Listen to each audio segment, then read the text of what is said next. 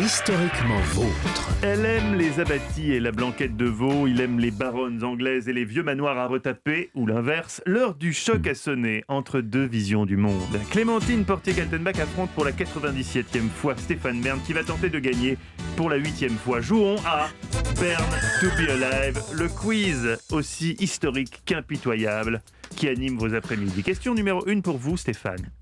Attention, nous partons au Japon. Fascinant Japon. Du 15e au 19e siècle, les samouraïs pratiquaient le wakashudo. On ne pouvait pas être un guerrier sans avoir connu l'amour, Stéphane. C'était donc une cérémonie où le futur combattant passait 4 heures avec une prostituée, mais avec des rites et des codes bien précis. Vrai ou faux ? J'hésite entre oui, c'est absolument vrai, ou au contraire... Ou non. C'est-à-dire vous hésitez entre oui et non, ce qui est un peu les deux, le choix binaire qui vous est proposé, Stéphane. Non, mais entre deux extrêmes, entre oui, il y a ça, ouais. Ou au contraire, il fallait qu'il soit pur et vierge.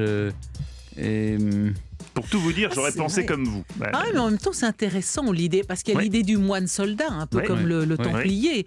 Mais la sexualité n'était pas interdite aux Templiers. Elle ne devait pas se faire avec une femme de préférence. Mais, vous voulez dire entre eux les Templiers, ils ne devaient pas se marier, c'était plutôt ça l'idée. Là, mais on ne leur interdisait pas toute forme de... Non, ils ne faisaient pas de vœux de chasteté. Alors, est-ce qu'un samouraï... Qui est qu'un animal entre eux, j'imagine, cher monsieur. Mais non, mais c'est ça. Est-ce qu'un samouraï est un homme accompli s'il a connu la sexualité, ou au contraire, le fait qu'il en soit privé est-ce qu'il est privé de sexualité ou est-ce qu'au contraire, il doit avoir consommé... au cœur de l'éthique japonaise. Je trouve que les deux sont... Les deux sont justifiés. Ouais. Bon, mais je vais dire c'est vrai. Vous avez perdu. Vous avez perdu et pourtant quelque part dans son raisonnement, Clémentine vous a ouvert une troisième piste. C'était faux. La manière dont je l'énonçais, c'est faux. Il n'y avait pas une cérémonie où le futur combattant passait 4 heures avec une prostituée avec des rites et des codes bien précis. Le shudo ou wakashudo était une initiation sexuelle mais entre hommes. Plus précisément entre le maître et le jeune élève. L'amour avec une femme pouvait féminiser le soldat. C'est ce qu'on pensait en tout cas au XVe siècle. Et c'est pour éviter ça qu'on pratiquait le shudo. Formidable Japon. Question numéro 2 pour vous, Clémentine Portier-Kaltenbach. C'est quoi ? On encourage l'homosexualité. Oui, il y a eu dans la Grèce antique, Stéphane, c'est un peu comme dans la Grèce antique, exactement, bien sûr. Bien sûr. Ouais, mais enfin bon... Stéphane, mais soyez un peu ouvert d'esprit quand même. Vous verrez, il y en avait bien d'autres. Là, un jour, je vais vous faire une chronique sur le bataillon sacré de Thèbes, où on faisait combattre ensemble des amants, parce qu'ils se battaient jusqu'à la mort par amour. C'est magnifique. Je vous fais ça la semaine prochaine. Ah oui, alors allez-y, question 2. Question 2. Les Britanniques... Il suffit de les chauffer et c'est parti. Les Britanniques ont tellement combattu, on en parlait, la culture écossaise, que pendant 200 ans, 14 distilleries écossaises avaient l'interdiction formelle de vendre leur whisky en Angleterre. Vrai ou faux ? Les Anglais ont été ignobles avec les Écossais et moi je suis moi-même la réincarnation d'un seigneur écossais du Moyen-Âge qui jouait de la cornemuse sur les tours de son château. Donc je hais les Anglais sur le papier en tout cas.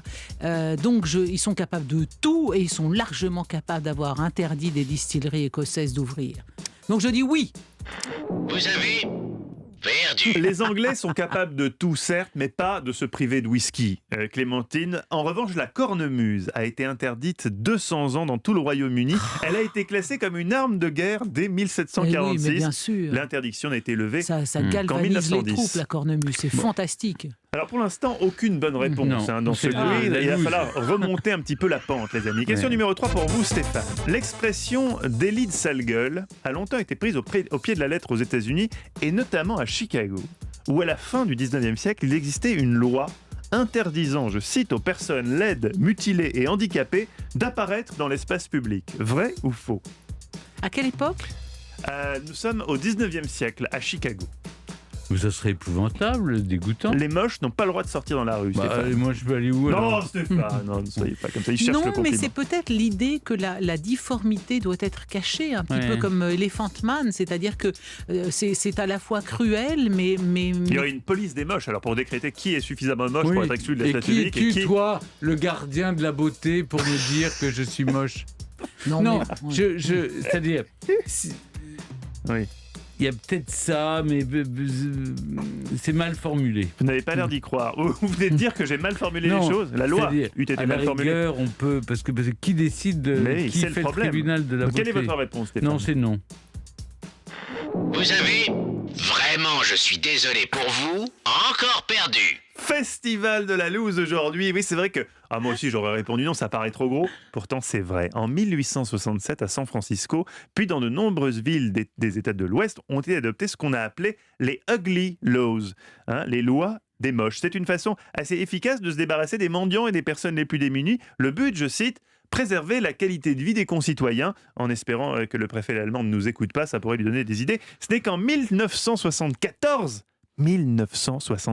que toutes les ugly laws ont officiellement disparu aux États-Unis. Je pense que vous devriez faire une réclamation, Stéphane, parce qu'il nous a dit à Chicago d'abord. Et maintenant, il nous parle de San Francisco. Donc, ça n'est pas très précis, tout ça. Mais vous savez, avec moi, cette je loi, le savais pour Chicago, mais San Trump, Francisco, j'étais moins sûre. Donald Trump, il n'aurait jamais pu rentrer à la Maison-Blanche. Non, mais cela dit... Et on a les ugly laws. Vous êtes trop moche avec vos cheveux. Non, mais cela dit... Vos cheveux ramenés en avant. Sans toute plaisanterie mise à part, c'est quand même le fait de préserver l'espace public, peut-être de spectacles de difformité qui étaient exploités, qui étaient douloureuses et pénibles pour des enfants, par exemple. Mais dans le nom même Ugly Laws, ça induit le caractère de moche. Je préfère perdre plutôt que de considérer que vous préférez perdre contre la vérité. Oh la non, mais parce que je trouve ça tellement c'est trop douloureux, son cœur saigne. Mais l'histoire parfois est ignoble, Stéphane. Vous le savez. Ça me fait beaucoup de peine. Question numéro 4 fait de la peine. pour vous, Clémentine. Je me bats pour le point de la partie. C'est le point. Il faut que si vous répondez juste à cette question, vous avez gagné le quiz. Théodore Morel a été le médecin personnel d'Adolf Hitler de 1936 jusqu'à la fin de la vie du Führer. Il a également écrit de nombreux travaux sur la mémoire de l'eau qui ont été utilisés dans les années 70 pour tenter de prouver l'efficacité de l'hydrothérapie. Vrai ou faux?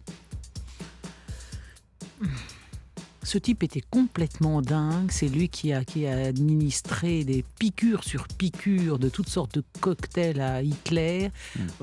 Il n'avait pas peur des effets secondaires. Il ne refusait rien.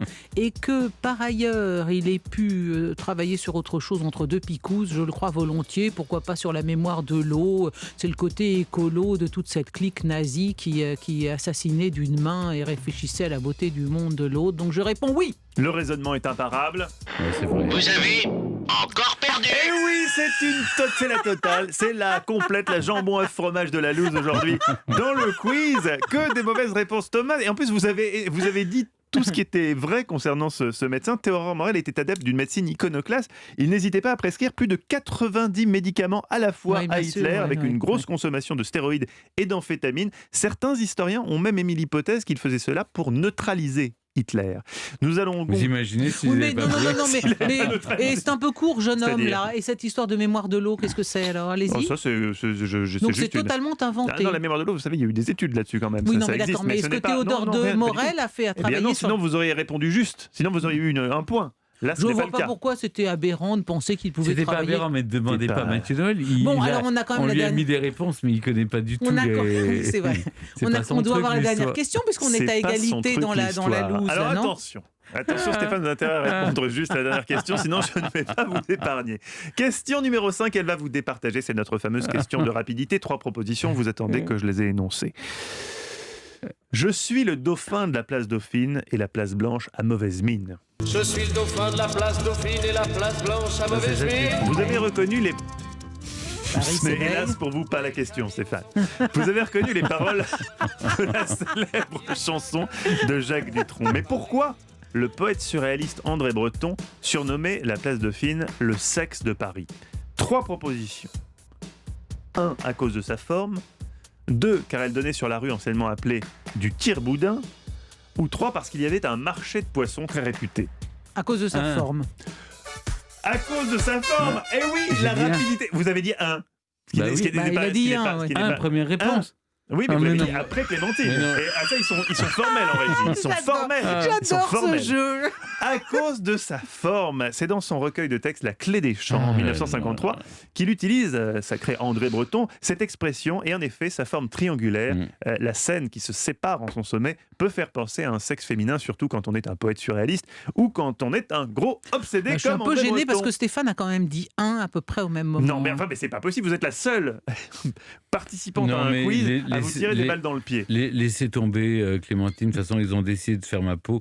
Je vais pas l'échapper belle. Non, contrairement à nos invités Mort du jour. sur l'autel du quiz. C'est beau. Bravo Clémentine, vous avez sauvé l'honneur de notre émission. Europe 1.